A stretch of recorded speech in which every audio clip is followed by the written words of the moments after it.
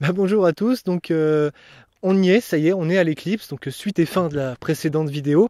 Alors où est-ce qu'on est? On est dans le Vexin français, donc un parc naturel régional qui se situe au nord-ouest de Paris, dans le département du Val d'Oise. On est dans la ville, ou juste à la sortie plutôt de la ville qui s'appelle Enfer, à la Porte Noire, ça ne s'invente pas. On est avec l'association AVEX, donc c'est une association d'astronomes amateurs qui fait notamment de l'astrophotographie. Et on est là donc pour filmer cette fameuse éclipse de lune qui devrait apparaître normalement derrière moi tout à l'heure. Vous voyez, pour l'instant, il fait gris, donc on n'est pas certain de pouvoir la filmer. Peut-être qu'on la verra, peut-être qu'on la verra en partie, peut-être qu'on la verra pas. On verra bien comment ça va se passer.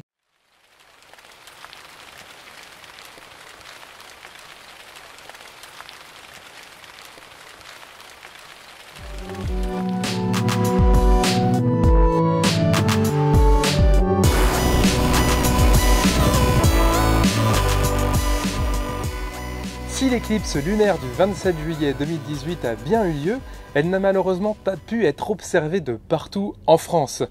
Comme nous le disions lors de notre précédente vidéo, si les conditions météo ne sont pas là, eh bien alors on ne peut rien faire. Et c'est malheureusement ce qui s'est passé. Une grosse perturbation nuageuse venue de l'Atlantique associée à des orages a complètement pourri la soirée d'observation pour la majeure partie des Français situés dans la moitié nord et la façade atlantique. Seules certaines régions ont été heureusement préservées de cette agression météorologique, parmi elles l'Alsace et le bassin méditerranéen. Dans cette zone, on pouvait trouver des astrophotographes qui ont réussi de très beaux clichés de l'événement et qui nous ont autorisé très gentiment à utiliser leurs œuvres pour illustrer nos propos dans cette vidéo. Nous les remercions donc infiniment pour leurs gestes. Nous remercions également énormément l'AVEX de nous avoir accueillis lors de cette soirée, malgré la tournure pas heureuse de l'événement, et d'avoir accepté de répondre à nos questions, d'avoir joué le jeu. Et vous le verrez, cette vidéo est autant un résumé de l'événement en lui-même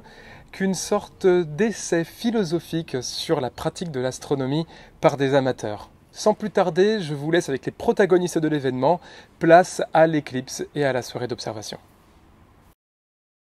Ouais, puis en plus celui-là t'as un dock USB où tu peux vraiment régler la mise au point, un truc. J'avais pas eu besoin pour l'instant. Alors l'AVEX, c'est une association d'astronomie qui existe depuis 2003. On a fondé cette association parce qu'on cherchait à progresser dans le domaine de l'astrophoto et les clubs que nous pratiquions jusqu'à présent ne permettaient pas ce développement à l'époque qui était encore entre le passage du numérique et de l'argentique. L'AVEX est renommée de par les cartes de pollution lumineuse que nous avons commencé à éditer à partir de 2006.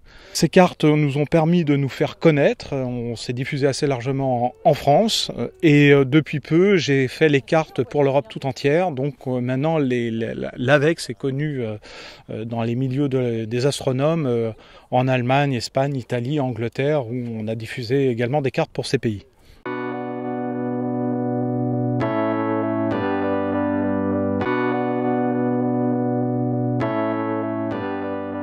Alors le programme initial, c'était une très très belle éclipse de lune, un beau lever de lune d'une lune complètement éclipsée, très sombre.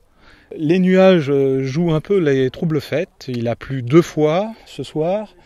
Nous sommes actuellement dans une trouée, on surveille que la lune apparaisse.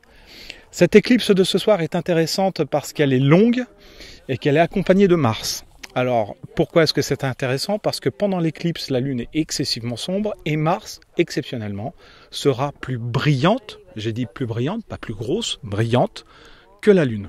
Ça durera le temps d'éclipse, bien entendu, jusqu'à ce que l'ombre de la Terre passe sur la Lune et récupère son éclat initial.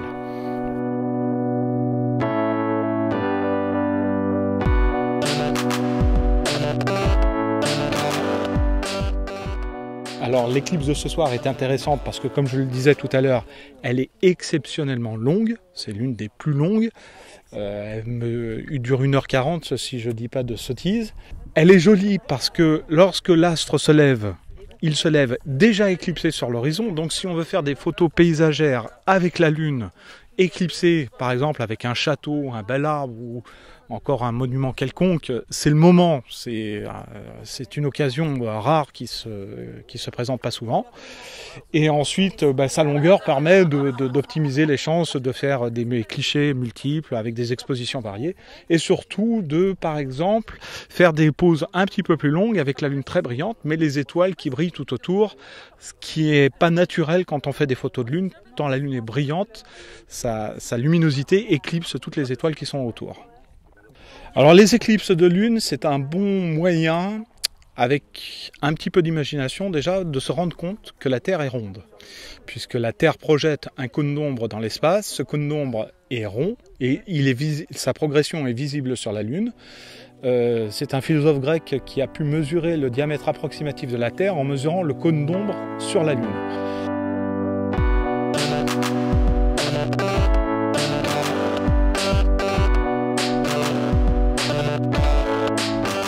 Il y a plusieurs façons d'aborder l'éclipse de lune. Il y a en gros une façon qui est de dire je veux voir l'éclipse de lune dans son environnement. Et donc là on va parler un peu technique.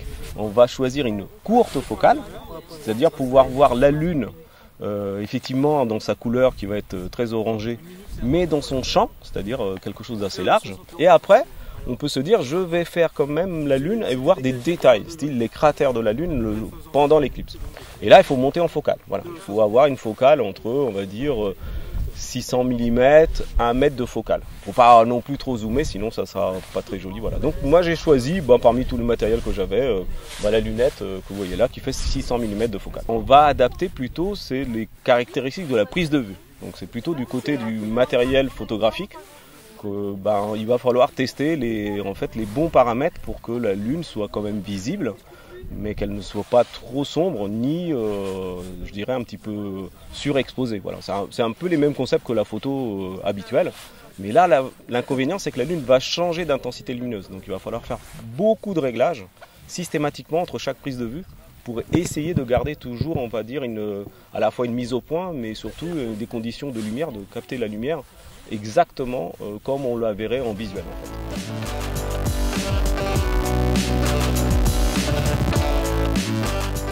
fait. L'éclipse de ce soir, elle s'annonce pas très bien puisque ça fait 2 semaines qu'il fait beau et qu'il fait une chaleur de fou.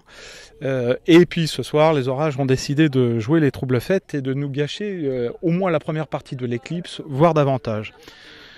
Sachant qu'il allait pleuvoir et qu'on allait avoir des orages, on n'est pas venu avec du matériel lourd, on est venu avec du matériel léger, rapide à emballer en cas de nécessité et de drame. Il y a une bonne ambiance, mais la fête n'est pas au rendez-vous.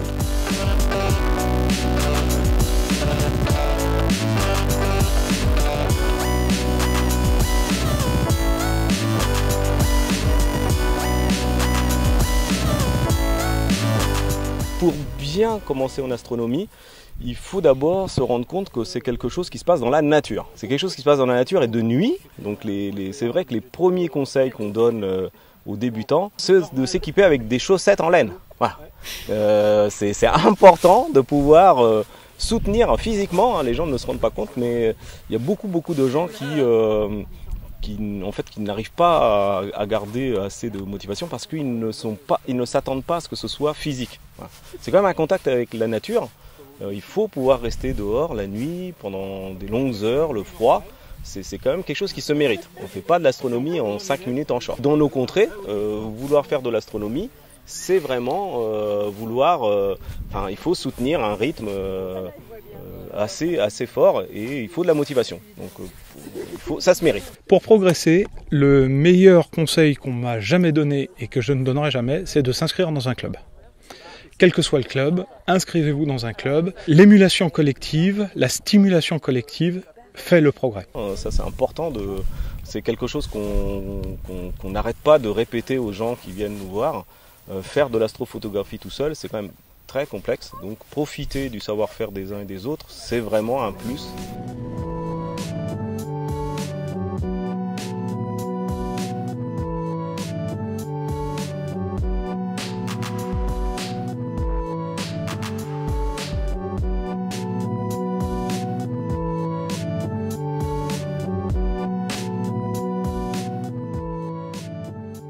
Comme je le disais tout à l'heure, on a souvent cette déconvenue.